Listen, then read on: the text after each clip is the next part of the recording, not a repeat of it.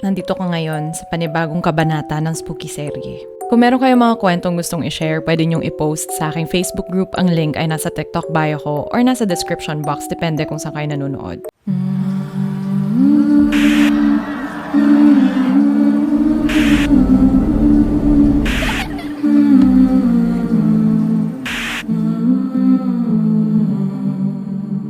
Guys, ang ikukwento ko sa inyo, experience siya mismo ng boyfriend ko. Na-witness ko ang pagkakasunod-sunod ng mga pangyayari. Ito ay hindi na-post sa group. It all happened so fast. Nangyari lang siya a week ago. And actually, ako mismo shocked pa rin ako. Alam mo yun? Hi, Ate Bebs. You know very well the details of the story dahil kinukwento ko sa'yo lahat ng bawat na pangyayari. Ako nga pala ang boyfriend ni Ate Bebs. Hindi naman nakabukas ang third eye ko, ngunit lagi akong nakakaramdam. Matagal nang may multo sa bahay namin, kaya nasanay na lang rin ako, lalo na sa kwarto ko. Nagsabit ako ng maraming rosaryo doon just for safety. Minsan, niyuyugyug yung kama ko. Akala ko nag-earthquake pero pagtingin ko naman sa mga gamit around me, hindi naman sila gumagalaw. Yung kama ko lang talaga. Minsan naman, nagpaparamdam sila sa paraan ng malamig na hangin or mabigat na hangin. Hindi ko lang expect na pati pala sa bahay ng pinsan ko, makakaranas ako ng mga parehong pangyayari. Madalas akong natutulog sa kanila para sana malapit ako kay Ate Bebs nyo. Kasi magkatabing subdivision lang sila. Sa tinagal-tagal ko nang nakikitulog doon, wala naman nagpaparamdam sa akin. Ni isang experience, wala talaga. Until last week, biglaan na lang lahat ng mga kakaibang pangyayari. It was so unusual talaga. One morning, lalabas ako. So, nag-prepare ako and then hinanap ko yung medyas ko.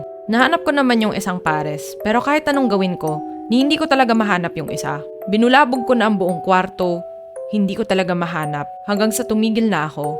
Sumuko at nilapag ko na muna sa kama yung isa. After ilang minutes, nung kinuha ko na ulit yung medyas, katabi niya lang yung isang pares. Paano naman mangyayari yun? Hinanap ko talaga, pero wala talaga. Wala sa kwarto, wala sa buong bahay. Tapos bigla, magpapakita na lang sa akin na nasa kama lang, kasama yung isang pares. Medyo nagkaroon na ako ng masamang pakiramdam noon. Pangalawang insidente, gabi na at pauwi na ako sa bahay ng pinsan ko. Karating ko sa kwarto, nakita kong nakatayo lahat ng barya sa lamesa. Imposibleng makatayo ng ganun yung mga barya kasi nangyari na to before doon sa bahay namin na haunted. Pinractice ko talaga siya kung posible bang mangyari yon kasi baka may nanloloko lang sa akin. Pero kahit gaano ko siya itry, imposible talagang makatayo ng ganun yung mga barya na sobrang tagal. Nahuhulog sila. Umuwi na lang ako sa bahay namin noon kasi natatakot nga ako. Pangatlong insidente, umaga noon at tumatawag ako kay Ate Bebs. Kinuwento ko sa kanya na sobrang sama ng panaginip ko. And it had something to do with exorcism. May sinaniban na tao, tapos may mga paring sinusubukan dasalan yung sinaniban. Basta nakakatakot ang lahat. Parang nanonood ako ng movie ganon. Tapos sobrang vivid lahat ng mga pangyayari. Ngayon guys, sasabihin ko sa inyo yung point of view ko. Ate Bebs' point of view. Last Saturday, pumunta kaming Subic ng pamilya ni Chobi. Kasama yung parents ni Chobi at yung mga pinsan niya na nakatira dun sa haunted na bahay. Actually, no, for some reason, pinag-uusapan namin tungkol sa mga nakakatakot. Na-share ko na rin yung mga nararanasan ni Chobi dun sa mismong bahay ng pinsan niya. Sabi naman ng pinsan niyang mas matanda, pangalanan na lang natin siyang Kuya Leo. Ang sabi niya, parang meron nga daw talaga sa kanila. Kinagabihan nung araw na yon, uminom lang kami ng kaonte doon sa isang restaurant. At kinamusta ko yung pinsan ni Chobi na si Kuya Leo, no? Parte kasi siya sa isang banda, gitarista siya doon, tapos usually nagigig sila sa iba't ibang lugar ng Pilipinas, no? Minsan, meron sa Cebu, minsan, meron sa Siargao. As in, dumadayo talaga sila sa malalayong lugar. Natanong ko lang na, kumusta yung mga gig niya, ganyan, kung saan sila galing, kung kailan yung most recent gig nila. Na-mention niya sa akin is medyo malayo. Hindi ko na lang sasabihin, pero medyo malayo siya sa kinaroroonan namin. Na-share niya na yung lugar na yon, yung mayor doon, binigyan sila isang plaka ng kahoy. Tapos, merong nakaukit na image doon. It was a religious image ng Pieta, wherein hawak-hawak ni Mama Mary si Jesus. Nakita ko pa lang yung plaka na yon, nakaramdam na ako ng kakaiba dun sa photo itself. Binigay daw yon as regalo sa kanila, thanking them for visiting their city at nag-gig sila doon. So, natanong ko kung kailan nila natanggap yun. After quite some time, na-realize ko na it was the same time wherein nagsimula lahat ng mga kakaibang pangyayari sa bahay nila. Nag-joke ako sa kanila na, Kuya, baka naman kasi kaya nangyayari sa inyo yan dahil sa plaka na yan. Baka may entity dyan or anything.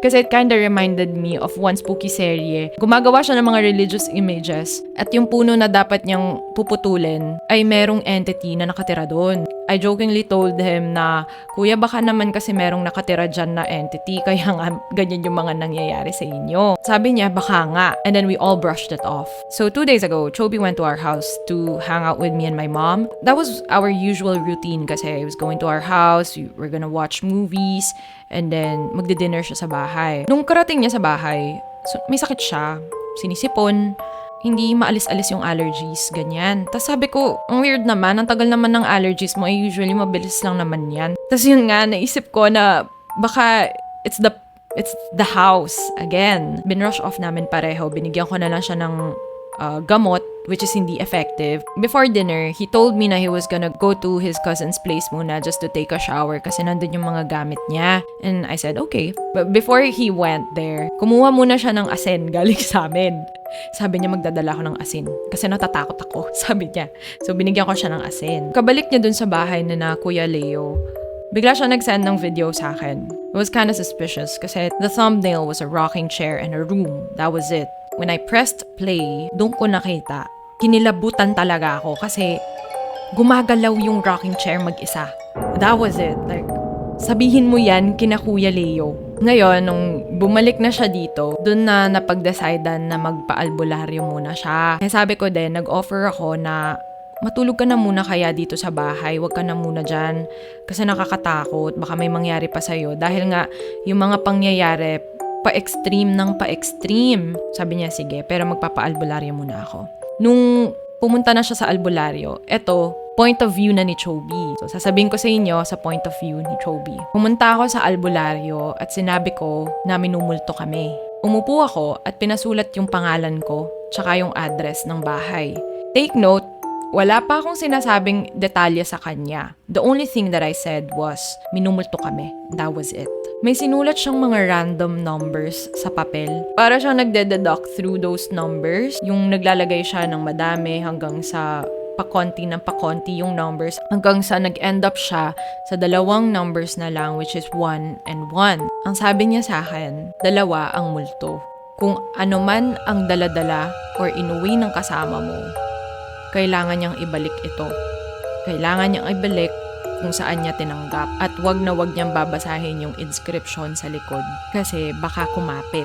Nagugutom na raw kaya lumalala at lumalala yung mga nangyayari sa inyo. Ngayon, tinanong ko kasi siya, masyado kasing malayo yung pinanggalingan nung plaka na yon. Is there any way na para mawala yung entity na nandun sa plaka na yon? Ang sagot niya sa amin is, ay pabless na lang daw namin sa isang simbahan at i-dispose. So ngayon, agad-agad the next day, my cousin and I, si Kuya Leo, pumunta kami kaagad sa may Candaba, sa isang parish doon. Pinabless namin yung plaka. Ngayon, ang sabi sa amin ng pare, kahit kasi images of Christ or religious items sa mga ito, usually, nai-infest din sila. Infested meaning may mga entities na tumitira sa mga images na yon. Ang ginawa namin, pinagdasal kami ng pare for protection. Pinagdasal din namin yung plaka at binless ng pare. Hinoli water at nilagyan din niya ng oil. It was a holy oil. Inask kami nung pare kung saan galing yung religious item na yon. So, sinabi namin kung kanino galing at saan galing. Ang sabi sa amin ng pare, hindi ito yung unang beses na merong lumapit sa kanila tungkol sa isang religious item na nanggaling mismo doon sa artist na yon. Hindi sila sigurado kung nasiraan ba ng bait yung artist na yon or if he was possessed. Pero hindi kasi yun yung unang beses na nakatanggap sila galing sa artist na yon mismo. Kasi may mga ibang items din na galing sa kanya na cursed. Iniwan na namin yung plaka na yon. Sila nang bahala kung anong gagawin sa plaka na yon at dun pa sa isang item na nakuha namin, no? After no, nung pauwi na kami, bigla na lang nawala yung sipon ko. Pati yung pinsan ko, nagkaroon din pala ng sakit. At nung after namin binalik yung plaka, dun guminhawa yung pakiramdam namin. Nawala na din yung mabigat na pakiramdam doon sa bahay na yun.